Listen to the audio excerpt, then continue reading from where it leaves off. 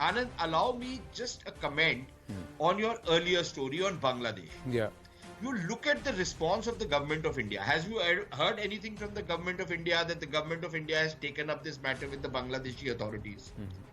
But when something happens in India on the CAA, for example, the so-called liberals in India, the so-called secular, or who I call the false secularists, the false secularists in India, the so-called, people who are protectors of human rights, all these bleeding hearts come out and tell us that, look, because of CAA and NRC, our relations with Bangladesh will get spoiled.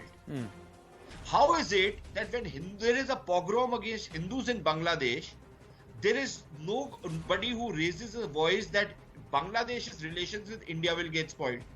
Yes, Bangladesh is a very important country, but is India not an important country for Bangladesh? So I think, the basic responses, the basic missing the city, for example. And I think we need to wake up to this fact. We stand on ceremony that no, but law and order is a state subject. What can we do in Rajasthan? When you were Congress government in the center, they were making you do many things which you might not have wanted to do. Correct. The power of the central government of the center cannot be underestimated.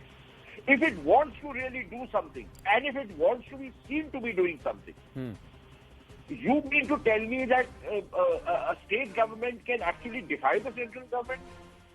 It can.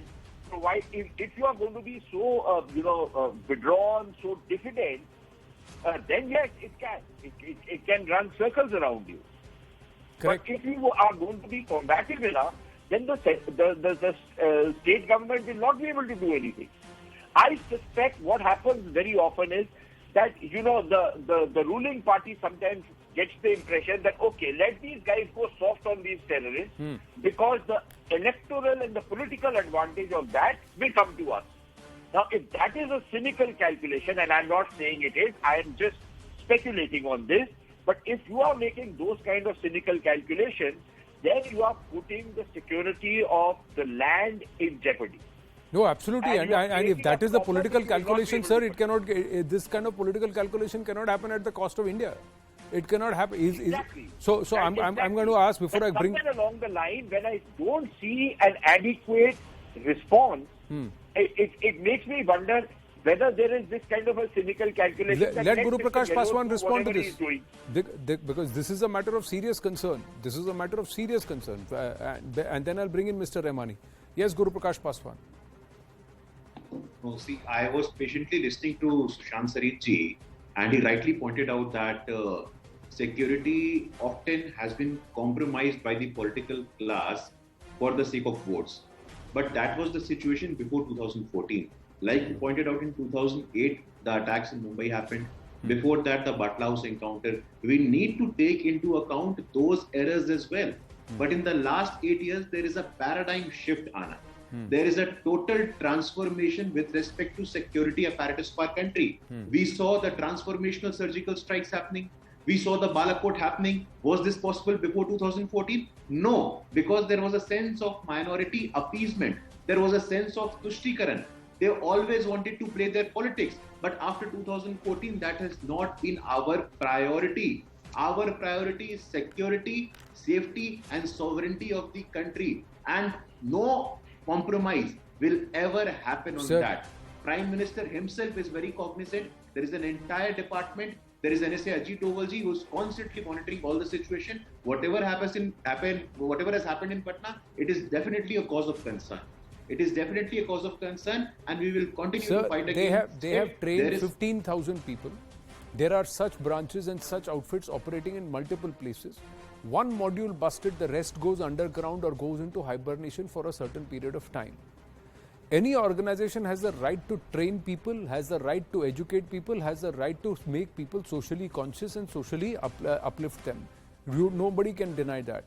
But if there is an agenda of an outfit, Rehmani Saab, which says we'll change the nature of this country in the next 25 years, then it's a matter of serious concern.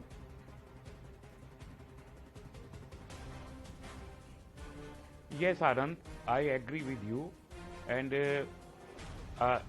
terrorism and radicalization, both are a very serious threat to the country. We cannot be allowed to politicize this condition. As far as I am listening very patiently with Mr. Guru Prasad's Paswan ji, all his exertions are politically affected.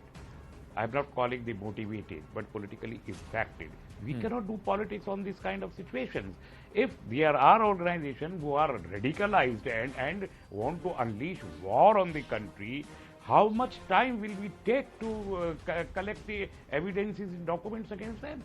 You are there in power for last 8 years, and almost every second month we listen that this certain organization is doing this there and doing this there. They are imparting this arms training. They have this agenda. They have this agenda. Even the Jharkhand government has banned PFI on a very flimsy kind of the documentation, which if you are talking about the evidences within 6 months, the High Court of the Jharkhand has quashed that ban. Again, they have been banned on the same thing. The UP government has recommended with all the documents to the central government to ban this organization. The Karnataka government has give the similar kind of documents to the central government. Then why?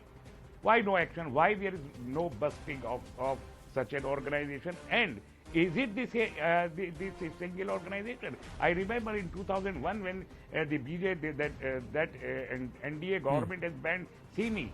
There were 46 such organizations who were banned. Now, only if you are talking only one organization, that doesn't mean that you are unearthing the total radicalization web. But did radicalization stop when the organizations were banned? Mr. Rehmani, point is the same SIMI members are now part of PFI. Same SIMI members are now part of PFI, including this man who's arrested, Athar. They earlier. So what changes? So organization ban करने से तो नहीं हो रहा ना? नहीं तो काय से होगा? आप बताइए क्या करना चाहिए? Stern hand. You see, you talk about Bangladesh. What I want to suggest, why our government for last 8 years, how many times we have called the envoy of Bangladesh, the High Commissioner of Bangladesh, and handed over a demarche to them? How many times? How many times we use our cloud to the international community to make a pressure to call to the Bangladesh government to stop all these things? How many times our organization, as a country organization, has gone to the Bangladesh High Commissioner and registered a protest? How many times? Never. Then what is our political will about the Bangladesh? I mean, we have well within our right, according to the good that you are asking about what India is doing vis-a-vis Bangladesh. Why don't we ask how many times our own internal organizations have turned around and totally announced that these kind of outfits should be socially boycotted? That there should be no participation of any person from any community with organizations like these? How many times have these calls been made? Have you heard those calls in Bihar? You go to Bihar and Jharkhand, sir, you please tell me. How many times has the community and how many times have people locally come out and said reject this a lot? Kick them out. How is it that they are present in 23 states in our country if they are a radical outfit?